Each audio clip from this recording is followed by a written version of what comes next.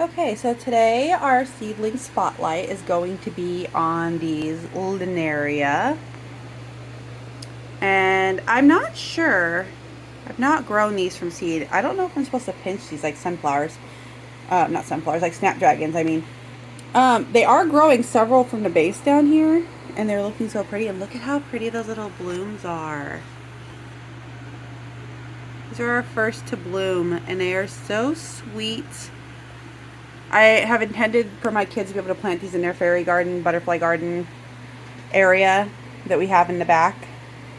They were all started at the same time. These are taking a little bit longer to grow. It's fine. I don't know why they're taking longer. They just are.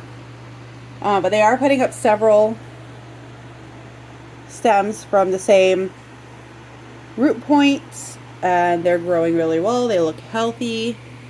They're starting to bloom. I think if I was to pinch them back, they would start growing from here. I see some little leaf nodes on there, but I'm just gonna not pinch them. I'm just gonna let them grow and see what happens. Maybe once I get them out in the ground with some fertilizer, they'll start taking off and going all crazy. They are the Fairy Bouquet Linaria, and they are beautiful.